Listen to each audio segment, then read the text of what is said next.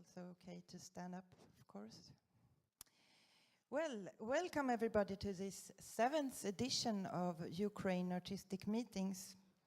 My name is Nina Rölke and I'm a senior project manager here at Kulturhuset Stadsteatern.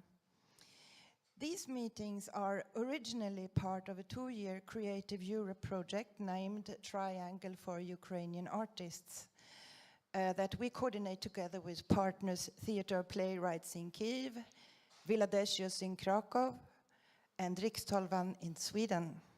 The project is all about supporting Ukrainian artists during these unruly times. Ukraine artistic meetings are held on a regular basis. The concept is to connect Ukrainian and Swedish artists, make communities meet, and theater and culture hopefully working together in the future. Today's event is produced together with the Swedish residency network SWAN, Musikcentrum Öst, and financed by the Swedish Arts Council, Kulturrådet. Before we start, just some practical information.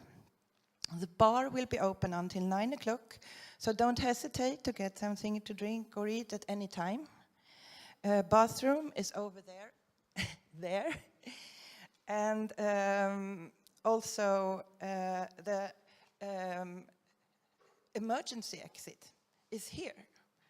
And over there, of course, but you can also go out here if something should happen, which we don't hope it will. We have a playlist that you heard in the beginning and that you also will hear in the end of the evening that is specially made for us from our Ukrainian colleagues in Kyiv, Theatre Playwrights, so enjoy. This event is being live streamed on YouTube, where you also can find the previous Ukrainian artistic meetings if you are interested. Tonight, sound art and electroakustic music will be in focus. We will start with Song of a Tree, a performance where sound artist Roman Gens and singer Maria Nordsø Lundberg will take us on an exploration of the hidden worlds of nature. And later in the program, you will meet Håkan Lidbo, who invites you to both co-creation and reflection with his interactive music artworks. So, first, may I present Roman Gens. He is an Ukrainian musician, sound artist and sound designer based in Stockholm, working in the field of electronic experiments, free improvisation and the electroacoustic field, mainly with modular synths and field recordings. In Song of a Tree, he works together with Maria Nordsø Lundberg, a Swedish-Danish sculptor, sound artist and singer, educated in Sweden, Denmark and China. She works with voice improvisations, electroacoustic compositions, as well as with drawings and sculpture. She is a member of the International Experiment Artist Group, LMDP. L'autre moitié du palais is the name of that group. She often works in collaborations all around Europe and also in China. So, please, Roman, Maria, the stage is yours.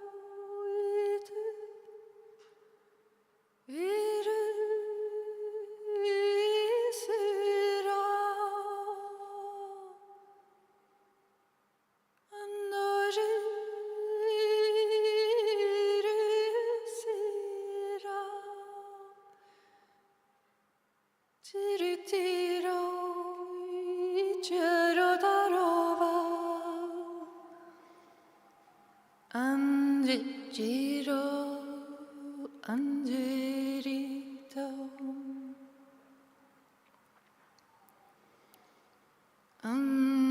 anjero shaitaran,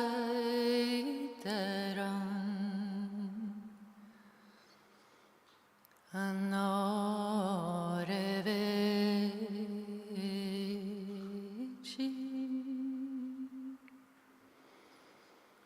anjero serito,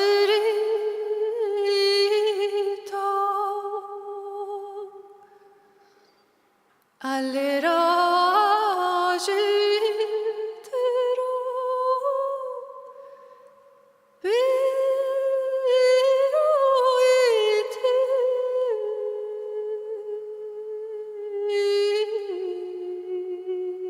iticio.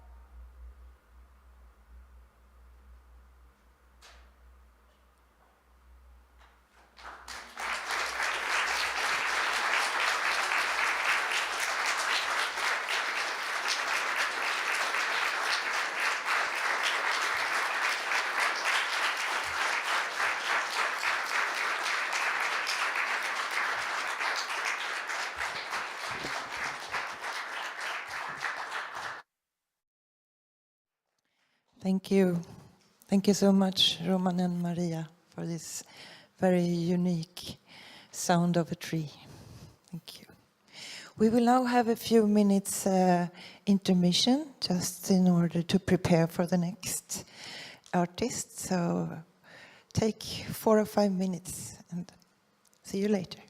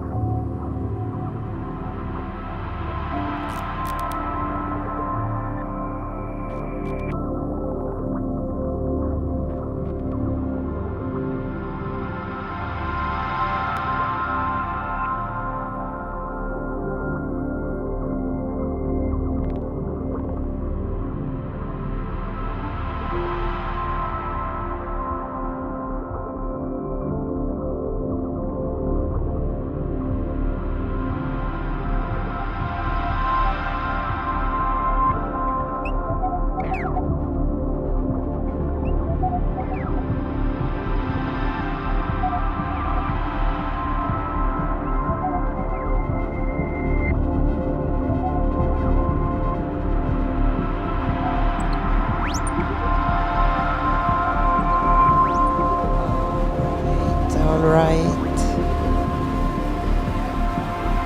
We're closing in to the next performance.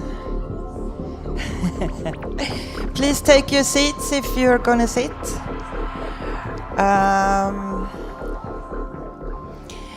It's time to continue the program. Håkan Lidbo, you are a musician, artist and inventor with no formal training in anything, it says on our homepage, but with hundreds of records, art projects and interactive installations on your CV. You are the founder of Rumtiden Idea Lab, where artists, engineers, programmers and designers collaborate to create new expressions between art, technology and society. You will give a presentation that highlights how our contemporary world is being shaped by technological shifts, with AI and the internet affecting our self-image, our societies, and our notions of truth. And obviously, you will also invite us to participate and interact with your sound art. So welcome, Håkan Lidbo. Thank you.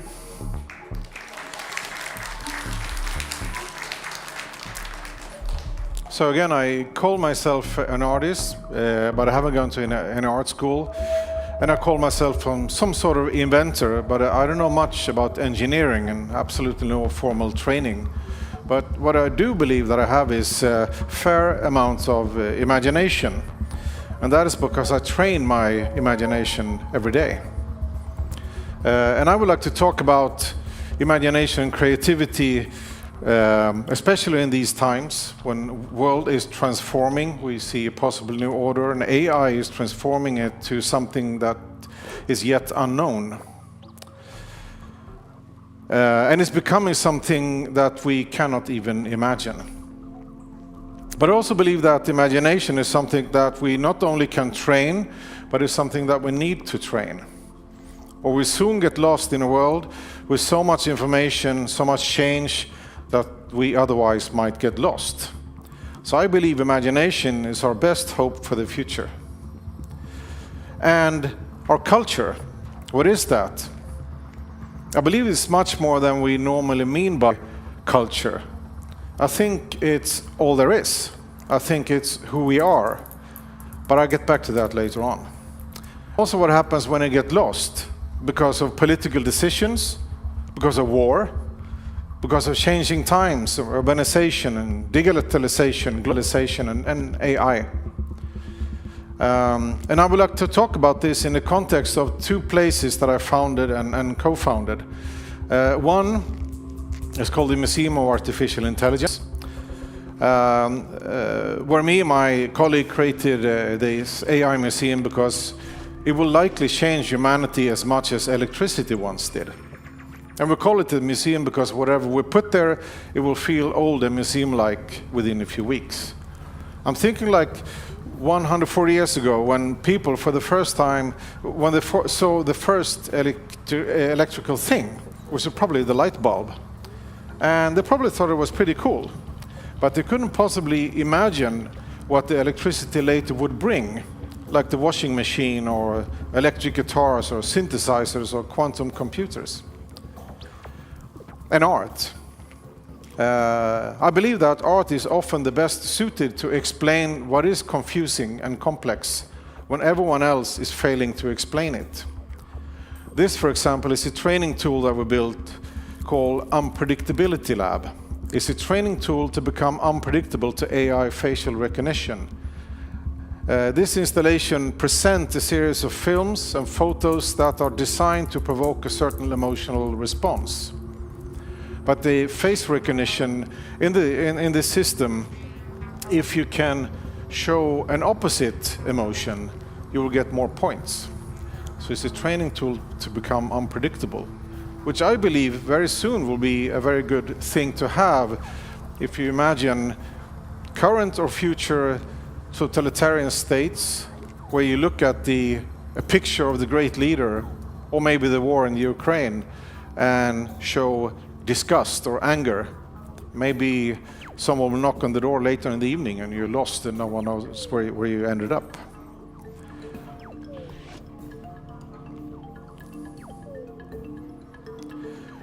These are prototypes for a nose clock and an ear clock. It's a clock that doesn't know what time it is, but they're smelling with the e-nose, trying to figure out what time it is using AI, and in this case a microphone. So those are very, very bad clocks, but they're getting better over time. My other place is called Rumtiden Idea Lab.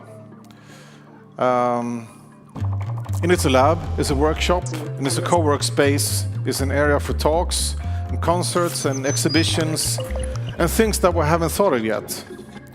And the place is also has the ability to be transformed to many things, because here everything is modular. So one part is our lab, is a design so we can explore the very infrastructure of creativity. And I believe the environment affects how we think. So this place is designed to optimize the idea-making process. Everything is built with the same measures, cubes that are 75 by 75 centimeters, and is completely modular. Everything is on wheels and can be rebuilt, repurposed, and remixed. So it's very much like working inside Lego or inside Minecraft, and allows us to think more freely. Me and my colleagues will work with music and art and design and technology and the intersections in between, things like games, urban planning, robotics, health, democracy, AI. Sometimes we build interactive installations for science centers or museums or exhibitions and events, but also we involve in academic research and education and workshops. You often hear people in business saying that ideas has no value. It's only the execution of the ideas that has a value, to build business, to make profit and to make growth. And I think that's a very sad view of the world. At Rumtiden, we try to apply a different economy, where we regard our curiosity as our capital and our ideas as growth. And I believe that imagination is the world's most poorly exploited natural resource. But I also believe that it's something that we can train, just like any other muscles in our body. I will talk about this a bit more later, and we can try also a couple of the installations that I brought later. So this sort of economy, we built that. I made up these sort of 5 measurables that are not profit and growth or time and money, but also other things, like money, of course, and information and space and happiness. And it's about optimizing the size of those, not to maximize them. We know that, for example, that in happiness research, that if you are absolutely flat broke, if you come up to 2,500 euro a month, happiness do increase a lot. And it does increase between 2,500 and 6,000 euro a month as well. But above 6,000 euro a month, there is no increased happiness. So the whole economy is just built on a dream that doesn't exist. So the right amount of money and the right amount of that will maximize happiness. So if we don't balance those factors, it's a little too much, and then will affect other factors, and you get a poor balance. And we can't measure it, but we can feel it. So we're trying to rethink economy and rethink how we come up with new ideas, and sort of rethinking how we think. And one method of doing that is called design fiction. And that is building objects from a possible future or possible reality or alternative reality. Build them in real life so it's easier to imagine different possibilities. So this is a Stone Axe iPhone interface. So the Stone Axe was the only tool that we used for tens of thousands of years. Some researchers claim that it's possible that the human hand changed and is different from other great apes because we used this tool for such a long time. And now we use another tool all the time. So I'm thinking, what if you connect those with an interface? I don't know what it does. I don't know from what reality or possible future it comes, but think about that. This is negative money. It's minus 10 euro. I don't know what the world will look like if you have this money as a currency. What happened to debt, or salary, or interest? I don't know, but it's worth thinking about. So design fiction means building objects and create environments from possible futures. And that is to bring ideas into life that otherwise would just stay in our heads. Or if you have your creative workshop, it will stay on post-its. And it makes it easier to imagine and discuss what possible futures might bring. So these are some design objects from our workshops that were made. The only thing we know about the future is that it will be different. This was some sort of beginning of rock and roll. It was Benny Goodman's swing orchestra. And people were upset because this was so wild and fast. It's pretty good, actually.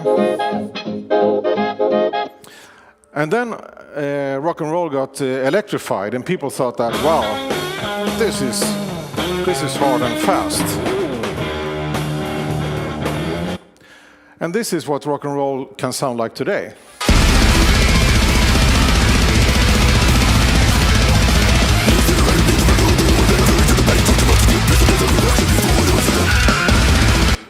And believe me, in the future, people will say, oh, that old music, that was so slow and soft. What electricity once did, not only to music, AR will do to everything we know. That's what I believe. I'm also a part of a course at the Royal Music College of their music entrepreneurship education that I myself call music futurism, with the goal to create music from possible future, to make it easier to imagine those possible futures. Another way to train your imagination is counterfactuals. Maybe you see a Netflix series that take place not in the future but alternative present, where Nazi Germany and Japan won the war and the US is divided into two sections. It's called Man in the Tower. Maybe you've seen that? This is from another TV series. It's an episode of Big Bang Theory. Sheldon and Amy play a game that they invented. All right, I'm ready for my next question. In a world where rhinoceroses are domesticated pets, who wins the Second World War? Uganda. Defend. Kenya rises to power on the export of rhinoceroses. A Central African power bloc is formed, colonizing North Africa and Europe. When war breaks out, no one can afford the luxury of a rhino. Kenya withers, Uganda triumphs. Correct. My turn. What the hell are you guys playing? It's a game we invented. It's called Counterfactuals. We postulate an alternate world that differs from ours in one key aspect, and then pose questions to each other. It's fun for ages 8 to 80. Join us. You're in luck. This is an easy one. In a world where mankind is ruled by a giant intelligent beaver, what food is no longer consumed? Obviously, the answer is cheese Danish. What? In a world ruled by a giant beaver, mankind builds many dams to please the beaver overlord. The low-lying city of Copenhagen is flooded, thousands die, devastated, the Danes never invent their namesake pastry. How does one miss that? So imagining what the world would be like under different circumstances is very difficult. But this is a very accurate design fiction project created by Apple from 1987 about life in a possible future. You have a lecture at 4:15 on deforestation in the Amazon rainforest. Pull up all the new articles I haven't read yet. Your friend Jill Gilbert has published an article about deforestation in the Amazon. Contact Jill. Jill Gilbert is calling back. Great. Put her through. Hi, Mike. What's up? Jill, thanks for getting back to me.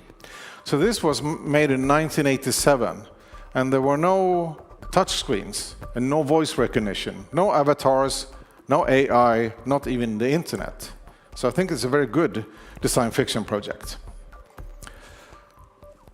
So sometimes me and my colleagues try to have these things in mind when we design things for art exhibitions or in other contexts. This is a game where you only can see the moving properties of each piece as animations inside the piece using polarized film. But the patterns inside these pieces change every 10 seconds. So you have to predict the future to beat your opponent. So it's actually a future prediction training tool. Sorry about the bass there. This game is called Moon Pong. It's world's by far largest tennis game. The court is 384,000 kilometers long, the distance to the moon. So my colleague built a system to synchronize servers all over the globe. So at least the side of the globe that faced the moon at the same time. And radio amateurs that have access to big enough radio telescope log in at the same time. The first to receive the bouncing signal from the moon wins the ball. This is a special head for a robot designed to play jazz.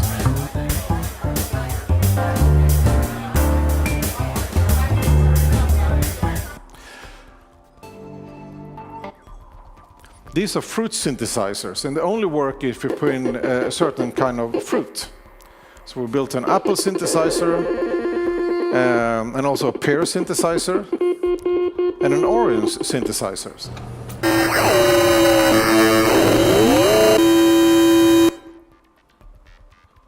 I don't know if those could work in a possible future or what that future would bring, but yeah, we built it anyway. In this case, we were commissioned to make something interesting from boring statistics about Swedish industry in different states in the US. First, the idea was to make a catalog, but the problem with the catalog that is very boring. So we proposed a dance carpet instead, where you step on these notes and then you see the information pop up. But the more jobs Sweden create in each state, the higher the notes. You have to dance the information, dance to find out the information, which is much more fun.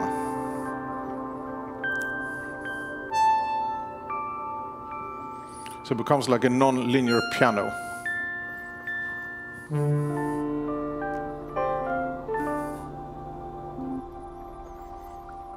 This is an app that we did also a few years ago that transforms any sound into music in no time. It's called the Yellow Fire. And I was thinking maybe I should try to make a demonstration here. So I don't have an extra mic, but I'll do like this. So the idea is that you record any sounds.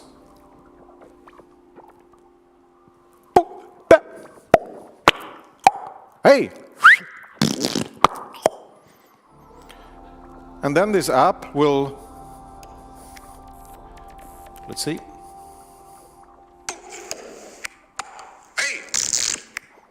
Find the beginnings of each of those sounds. And I can easily program those into rhythm. Right? I can edit and make effects. And then I can also arrange those into a little musical arrangement in very short time. I can also add other instruments that are, for example, I want to add some drums to make it more musical in one way.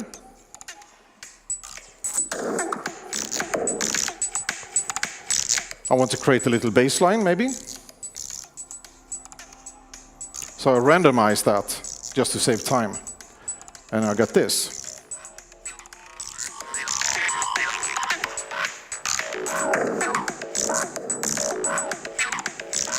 Well, so the idea is that you should be able to make any sound into music in less than a second.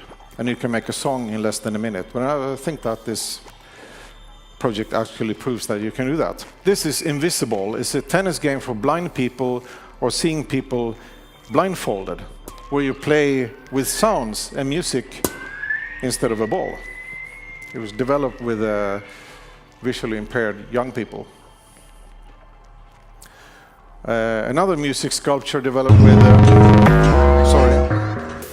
with blind, deaf, and other children with different challenges. We touch different areas of this sculpture and then touch each other's skin to create music with synchronized visuals and vibrations. This is a recent one we did for World of Volvo in Göteborg, where you create music and visualizations of four basic emotions using your facial expression. So there's a lot of things that you can do with AI tools. And this one, of course, is about, one way or another, is about the driving safety of, not being behind the wheel if you're very angry or very sad or something like that. This is a huge touch table where each zone on these 6x1 meter musical instrument creates one musical loop, and also a little animation. And the animation looks the way the music sounds, which is something that I'm obsessed with, because music, as we know, is invisible. This is a quite big dance carpet. We did at the ABBA Museum, where again, if you step on certain sensors, you create music and you can take selfies and films and stuff together. These things we did for the Swedish pavilion at the World Expo in Dubai, and this is another interactive table where the King of Sweden is obviously very much not interested in our installation. This is an exhibition that some of my colleagues had until only a few days ago at the Bas Art Center in the north parts of Stockholm. So we have a series of objects that generate abstract graphics and music, everything in perfect sync. We try to blur the lines between architecture and music and light, wherever instead of being outside the instrument, you get inside the musical instrument that you play with.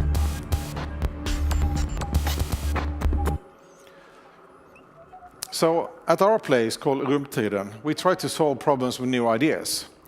For example, we try to apply metric time instead of the old Babylonian time that all of us use. That is an idea that is 4,000 years old. So instead of 24 hours and 60 minutes and 60 seconds, we apply 10 hours per day, 100 minutes and 100 seconds. So the seconds are pretty much the same length, but it's much easier math.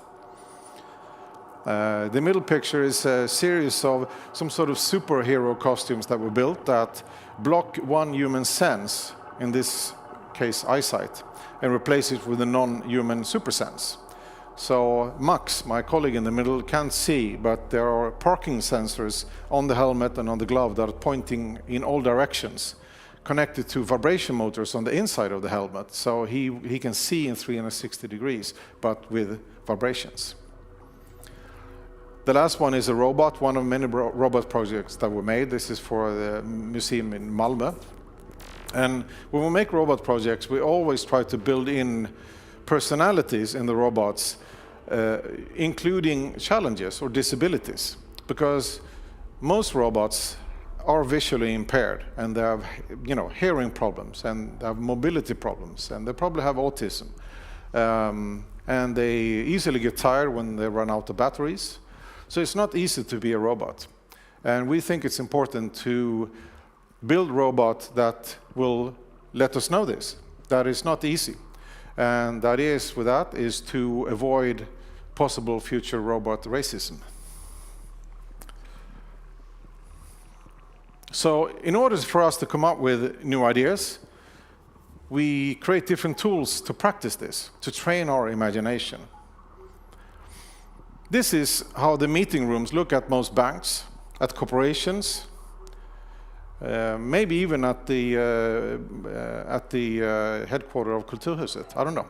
But all over the world, there are some chairs, there's a table, there's a speakerphone, maybe there's a screen. And this is an environment where new ideas are supposed to be born. This is where the future should be imagined. Many of the objects around us are almost exactly the same as when they first were invented, at dawn of human civilization. It's the best that we have been able to imagine. So these are some objects from the tomb of Tutankhamun and the recent IKEA catalog. Same thing, separated by thousands of years.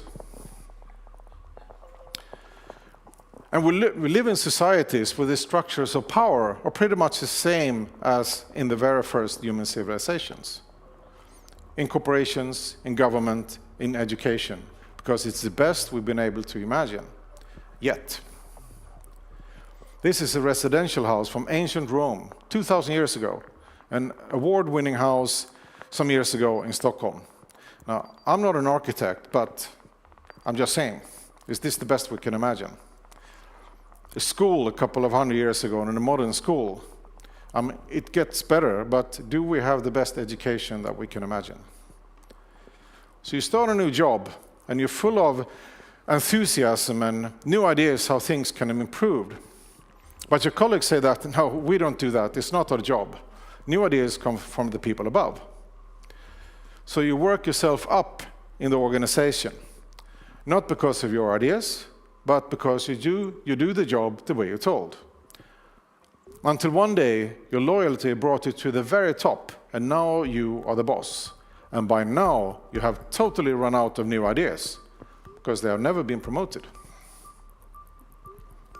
When children find a stick on the ground, they can imagine it to be anything, and they can change, what they play in a second. But then we grow up, and all we see is a stick. So I think that school and work and society together is doing its best to erase the imagination that we all are born with. When you ask a child, when they ask about a job, when they ask the grown-up about a job, they often react that, oh, that sounds really boring. And I have a theory how that might be so. I think that because they're right. They're absolutely correct. It is boring. I think it's the most, the biggest design problem in the modern world today. There's very little space for fun and imagination. And without imagination, we get poor cultures and poor societies, even if we're prosperous. And we become poor humans, even if we're rich. Not so long time ago, when people looked at the stars in the sky, and looked at the horizon all around them, the stars seemed to be stuck to some sort of dome in the sky, and then they concluded that the world must look something like this. But then, with better technology, we got new and better perspectives. So now we know better. And I think that what's happening right now with artificial intelligence, it forces us to change perspective on ourselves. What is creativity really? We learn through this recent year's development that with the right algorithm, it's not so difficult to imitate and soon outperform us in most areas. And as an artist, I feel almost offended. What we're supposed to do, whatever we do, AI is doing it better. So I think we need a new perspective on creativity, but also on ourselves and our consciousness. We used to think that that we were a mystery, creation of gods. But now with new tools, we understand more about how humans actually work, our bodies, our minds, and our collective behavior. We get more comprehensible. But at the same time, we develop technology that is getting increasingly complex, soon mysterious, and then maybe godlike. So when will there be a point when we become less than our own technology? And there's a discussion right now that we hear at this AI museum about AGI, artificial general intelligence, possibly could become conscious.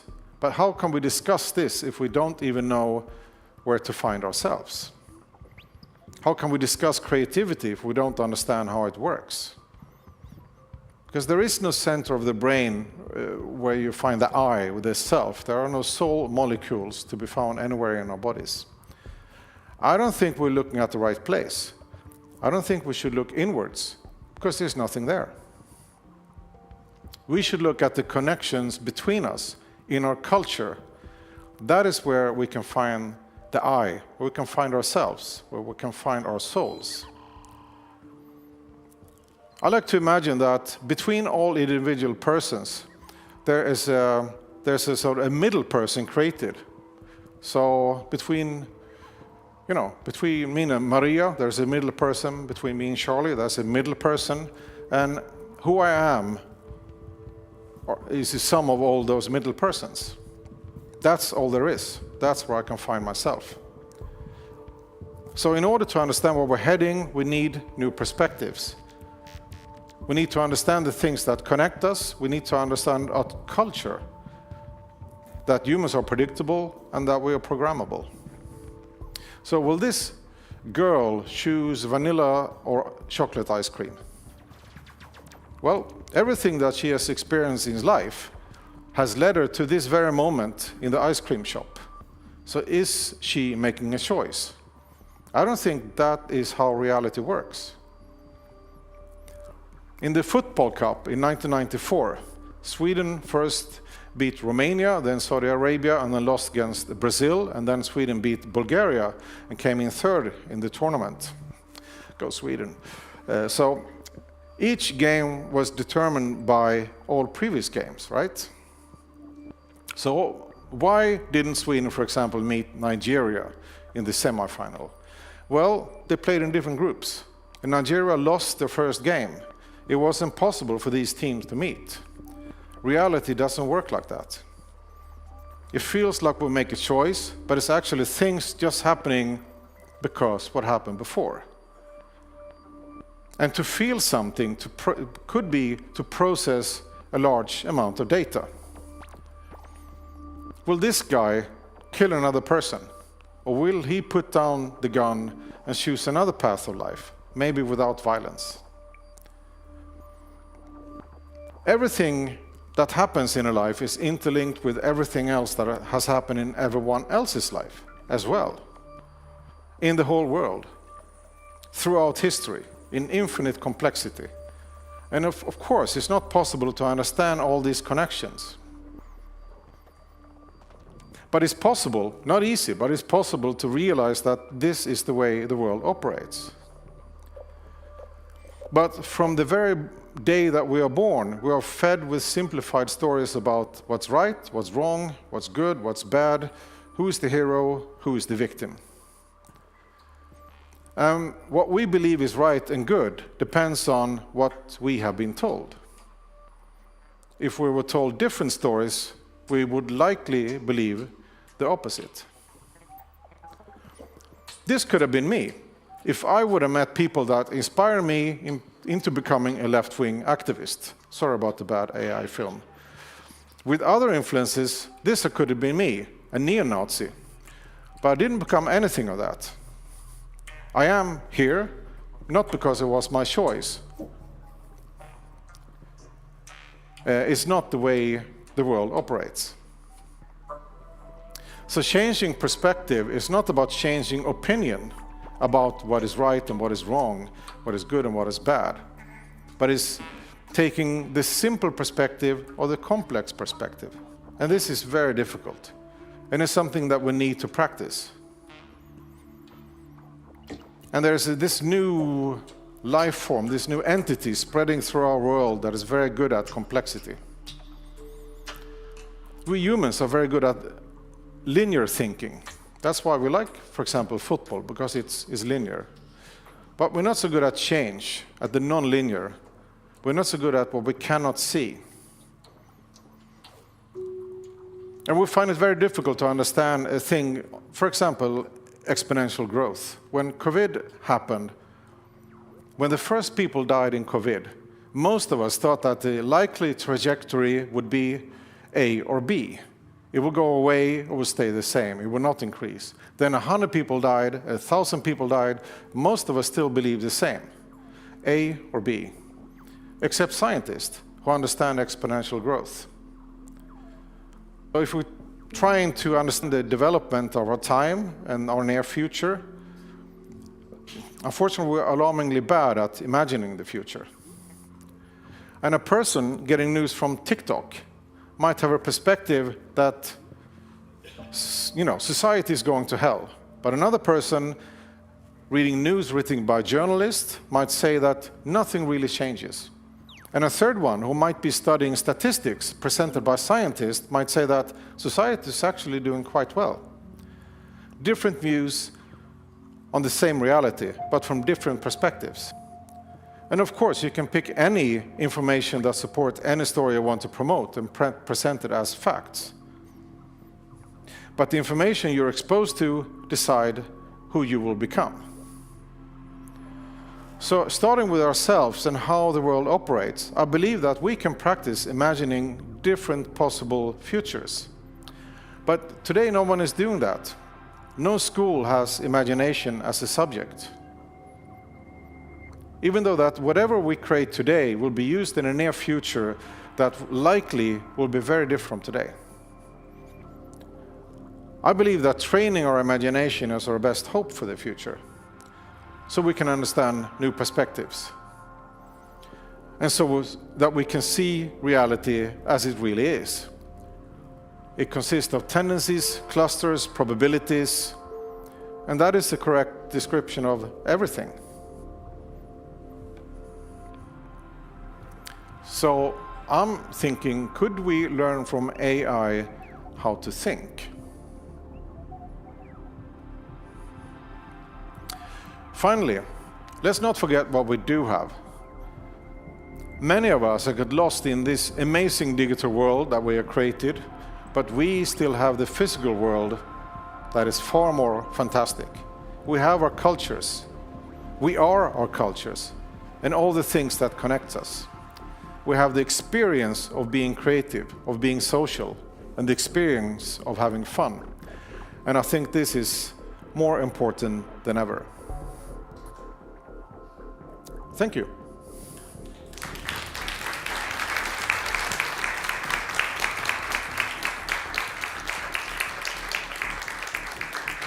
Thank you. Thank you, Håkan.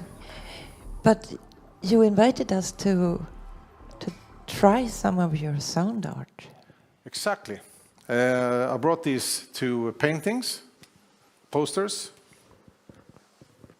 that don't have a sound right now. Why is that? I have to make a restart. Sorry. Well, that happens. This is common with electricity, AI, everything technical. Yeah, there's no AI on this one, I'm afraid. Oh. Okay, but this is a couple of paintings. We made quite a few of them. Paintings, posters, I don't know.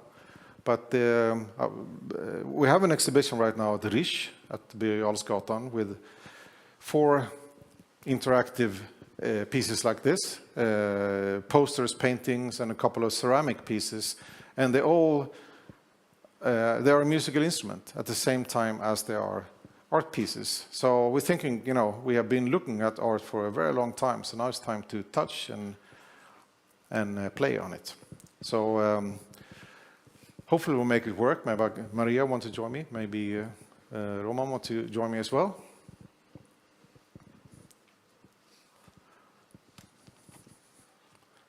Hopefully we'll get our sounds back soon. So that sound means that something is happening here, right?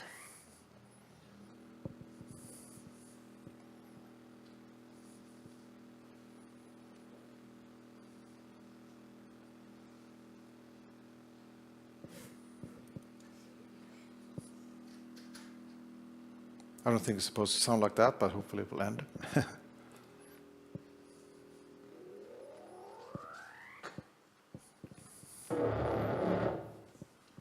So,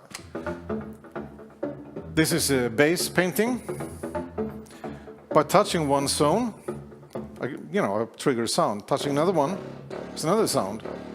Touching both, a third sound. Or three of them, yet another sound. So it works binary. This one holds 63 different sounds using 6 touch zones. The corners here play effects. If we don't play for a few seconds, all the sounds will swap their position. So it's not playing by mastering, but always by exploring. I've made these sounds and I was part of making these paintings, but I have no clue where to find the sound, so I have to explore as much as you. So should we go for it? I start with the bass.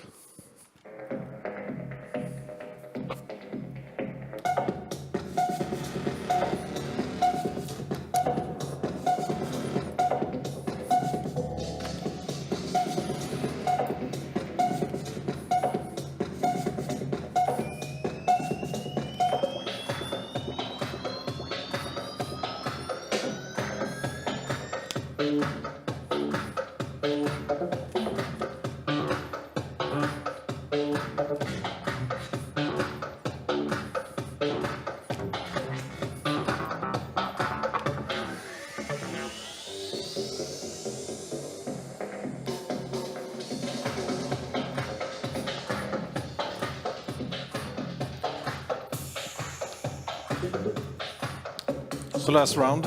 1, 2, 3, 4.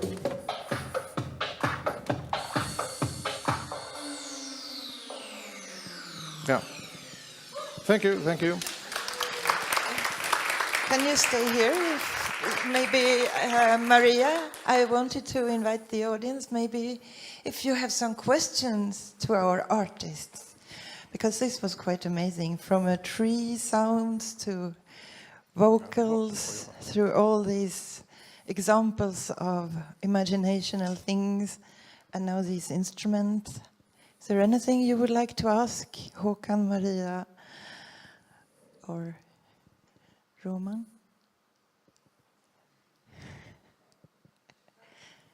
Yes, I can give you the microphone. It will be much better for everybody.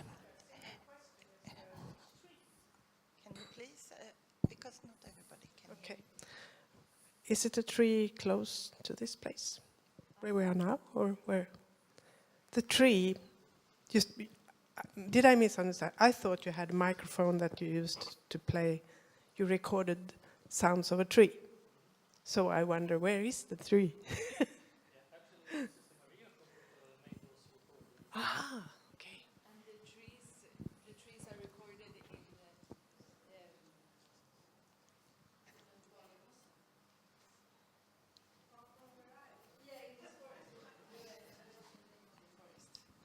Somebody help me. Outside Bagarmossen, the big forest. Somebody? I don't remember suddenly. But anyway, it was winter and it was snowing. Nackareservatet, thank you. It was winter and snowing, and there was ice on the lake. So the tree was just beside the lake and the ice, and there was some people skating on the ice. So actually the sound is from the skating and from the snow falling on the tree, but from inside of the tree. More questions? I have a question. What came first, the voice or the sound? Or how do you work? You mean? Yes, when you work together.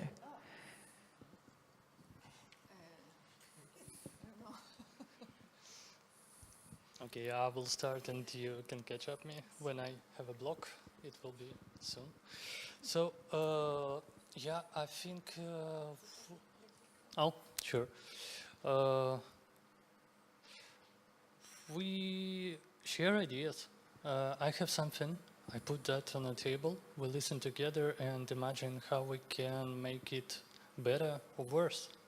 And yeah, I'm not singing. I'm just doing my stuff, and I really feel grateful that Maria found that inspiring, and her feedback what she's doing with her voice, I think it works very well together. So yeah, we share in ideas and then develop them. I think something like that. Yeah, it's like that. I mean, nothing comes before the rest. It's really an interaction, and we're like inspiring each other. So there's no hen and egg. Okay. I'm a bit curious, since these meetings are about meetings with Ukrainian and Swedish artists. I was wondering, how did you two find each other? We were both studying at the electronical music studio, EMS, and so we heard each other's music, and we liked each other's music, and then we asked, "Do you want to do something?" Yes. That's nice. Håkan, do you invite artists, or like everybody coming to your Rumtid lab? Well, it's not a public space, so I don't invite anyone. But there's a lot of people floating through our space.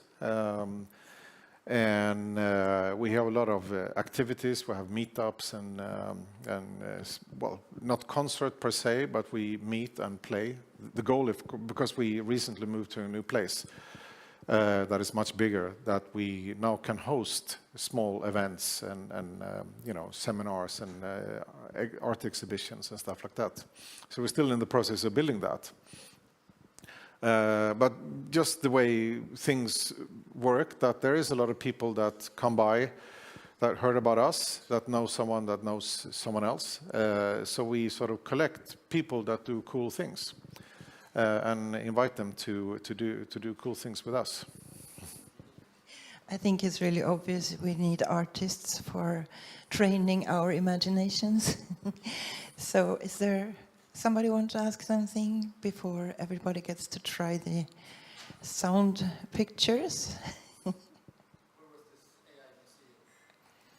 Well, the AI Museum has been in 4 different configurations. It started at a small place at Skapan at Götgatan, then ended up in an old flower shop at Sergelgatan, slightly bigger, but then it was a bit too difficult for us to handle having all this equipment at our place and this place. It was like 3 subway stops away. It was too far, go up from Södermalm, so we decided to move AI Museum into our new space as well. If you just go there on every day, any day, it doesn't look like the AI Museum. So it's more like a museum without a space until we have lectures or seminars. Then it transforms into this inspiring place about AI. But it's booking only. It's not an open place. It's not for not just to come by. But they contact us first, and you know, then we'll book a time. Thank you so much. So inspiring. Thank you. And I think this is the end of the performances, but everybody is welcome to stay on for another hour and also try the instrument. And yeah, well, the bar is still open. Take the opportunity to talk to the artists and to us who work here and mingle with each other. All right? Thank you. Thank you.